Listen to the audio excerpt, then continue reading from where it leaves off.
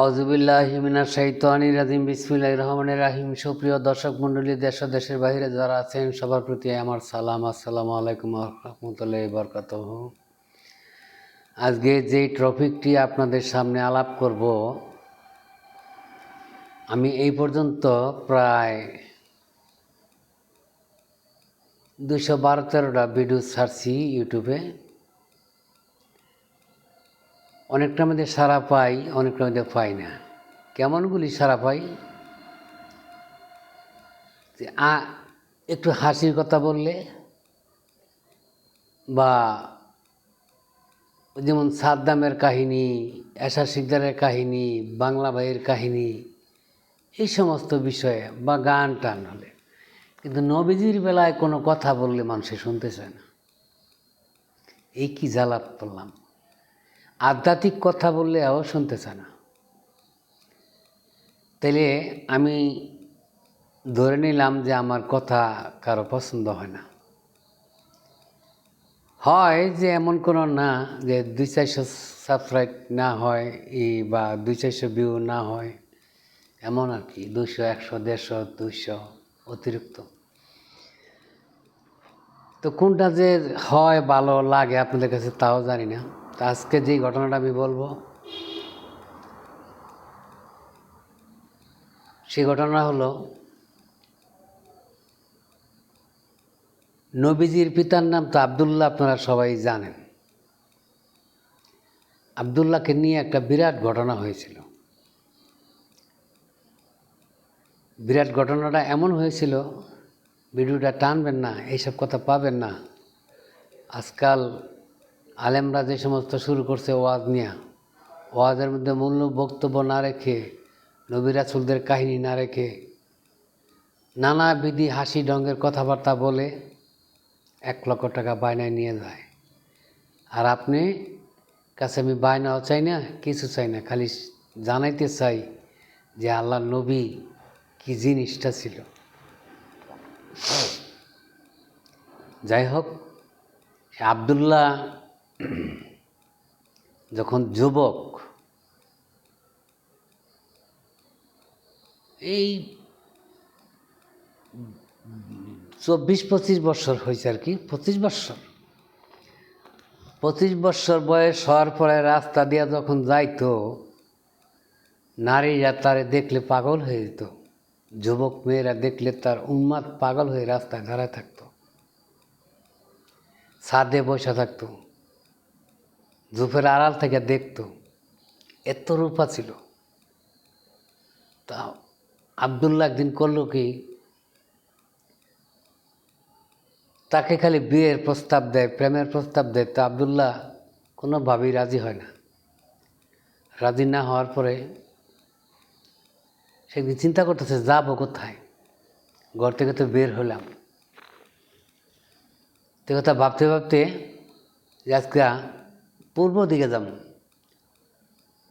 পশ্চিম দিকে যাবো না, দক্ষিণও না, উত্তরও না, আমি পূর্ব দিকে যাবো। পূর্ব দিকে গিয়ে দেখে একটা কূপ, পুকুরের মতো বড়, চারদিক দিয়ে খেজুর গাছ, আরবিয়ান খেজুর যাকে বলে, ওই খেজুর বাগান। তো ওইখানে সে বসে চিন্তা করতেছে যে তার সাথে ঘটতেছে কি। তো প্রায় ঘণ্টাখানিক বাদে, বিকালে আর কি ঘটনাটা, ওহাব জোহরি, যে হলো মা আমেনার পিতা, আবদুল্লাহর স্ত্রী ছিল মা আমেনা, মা আমেনার পিতা হলো আকবর জোহরি। জোহরি শব্দের অর্থ হইল স্বর্ণের ব্যবসায়ী। ভিডিওটা টানেন না ভাই, মনোযোগ দিয়ে শোনেন। পরে ভালো লাগলে সাবস্ক্রাইব করেন, লাইক করেন, ভালো যদি না লাগে তো না করেন। ওহাব জোহরি পুকুর পাড়ে আসলো। আইসা দেখে কেমন হইতেছে, যেমন একটা আলো জ্বলতেছে। তো আলোটা দেখে সামনের দিকে আরও আগাইলেন। আগায় দেখে একজন যুবক ছেলে বসে আছে। তাকে জিজ্ঞাসা করলো, হে যুবক, তোমার বাড়ি কোথায়, কোথা থেকে আসছো? যুবক বললেন, আমি আব্দুল মুতালিবের ছেলে। কুরাইশ বংশের। আমি ছোট ছেলে, 12 জনের একজন, সবার ছোট আমি। ওহাব জোহরি তাকে বলল, চলো তুমি আমার বাসায় নাস্তা খাইবা। কয় না, আমি এখন বাড়ি চলে যাব। আরে বাবা, আমি তো তোমার বাবার সমানই, চলো আমার সাথে, আমার নাস্তাটা খেয়ে একটু সময় দিয়ে চলে যাবা। তখন আব্দুল্লাহ গেলেন তার সাথে। যাওয়ার পরে তাকে বালা খাবার দিল। ভালো খাবার দিয়ে এক লোক দিয়া মুতালিবের কাছে খবর পাঠাইল, মুতালিব তুমি তাড়াতাড়ি আসো ওহাব জোহরির বাড়িতে, তোমার ছেলেকে আমি আটকায় রাখছি। তখন আব্দুল মুতালিব ওহাব জোহরির বাড়িতে গেলেন। যাওয়ার পরে বলে যে, ভাই তুমি আমার ছেলেকে আটকাইছো কে? কয়, দেখো তোমার সাথে 40 বছরের গণ্ডগোল আমার, আমি একটা শর্তে তোমার ছেলেকে ছাড়তে পারি। কি?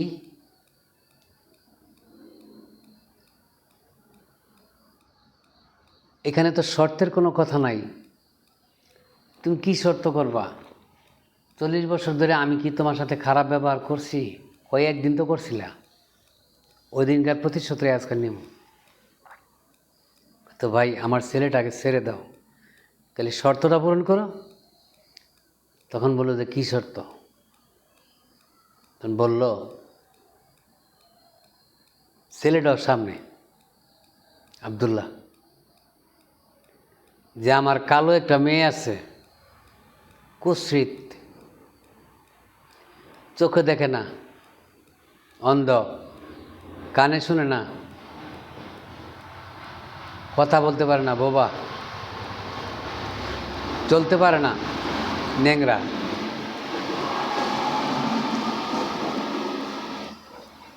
তাকে বিয়ে করতে হবে।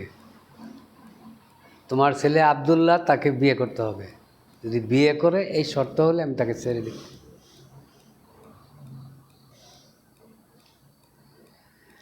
এখন বাবা তাকায় ছেলের দিকে, ছেলে তাকায় বাবার দিকে।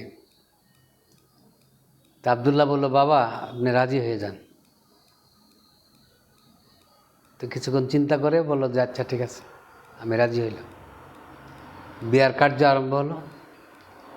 বিয়ার কার্য শেষ করে বাসর ঘরে যখন আব্দুল্লাহ গেলেন, গিয়ে দেখে জান্নাতের পরই একজন বসে আছে। আব্দুল্লাহ দেখে দৌড় দিয়ে বাইরে হয়ে বললেন। বাইরে আসার পরে আব্দুল মুতালিব জিজ্ঞাসা করলেন, বাবা তুমি বের হয়ে আসছো কেন? বাবা আমার যার সাথে বিয়ে দেওয়ার কথা তার সাথে আমার বিয়ে দেয় নাই। কার সাথে বিয়ে দিছে? বলা ছিল আমার স্ত্রী থাকবে অন্ধ, সে চোখে দেখে না, বোবা, কালা কুৎসিত, কানে শোনে না, হাঁটতে পারে না, চলতে পারে না, কথা বলতে পারে না। এখন গিয়ে দেখ রাজপুরী বসে রয়েছে এখানে। তা আব্দুল মুতালিব আকবর জোহরিকে ডেকে বলেন, জোহরি এ কী করলা? তুমি যেই কথা সেই কাজ তো করো নাই। কি হয়েছে? তুমি বলছো তোমার মেয়ে কালো কুৎসিত, তোমার মেয়ে চোখে দেখে না, তোমার মেয়ে অন্ধ, কানে শোনে না, ভুবা, তোমার মেয়ে চলতে পারে না, হাঁটতে পারে না। তা আমার ছেলে ঘরে গিয়ে দেখে জান্নাতের পরীর মতো এক মেয়ে বসে রয়েছে। তখন জোহরি বললেন, ভাই আমার মেয়ে, যেটা সত্য আমি সেটা বলতেছি, আমার মেয়ে তার বাপ মা ছাড়া বাইরের কাউকে দেখেনি। আমার মেয়ে কথা বলতে পারে ঠিকই, কিন্তু আমার সাথে আর মার সাথে কথা বলছে, আর কারোর সাথে বলেনি। আমার মেয়ে হাঁটাচলা করতে পারে ঠিকই, কিন্তু সে বাড়ির বাহিরে কোথাও গিয়ে দেখে নাই। বাড়ির বাহির কি সে চিনে না। আমার মেয়ে কালো কুৎসিত, এই জন্য তাকে কেউ দেখে নাই আমি ছাড়া আর তার মা ছাড়া। এখন তুমি বলো আমার মেয়ে কতটুক কালো, কতটুক সুন্দর, আমি খারাপ কাজটা করছি না ভালো করছি? আব্দুল্লাহ, তুমি ঘরে যাও। আব্দুল্লাহ বাসার ঘরে গেলেন। আকবর জোহরি চোখের পানি ছেড়ে দিয়া বললেন, ভাই মুতালিব, তোমার ছেলের মতো আমার জন্মের পরে আমি কোনো সন্তান এরকম দেখিনি। আর আমার মেয়েটাকে আমি এমনভাবে তৈরি করছি যে আমি দ্বিতীয় আর একটা মেয়ে পৃথিবীতে এমন দেখি না। তাই তোমাকে মিথ্যা প্রতারণা দিয়ে এখানে নিয়ে আসছি, তুমি আল্লাহর রাস্তায় তোমার মাফ করে দাও। মুতালিব বলেন, না সুন্দর হয়েছে তো, আমি খুশি হয়েছি। তারা এই বলে নিয়ে গেল।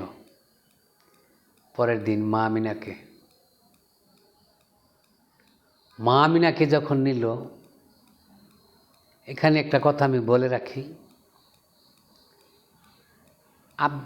ওহাব জোহরির ঘরে কিন্তু ওনাদের মিলন হয়নি।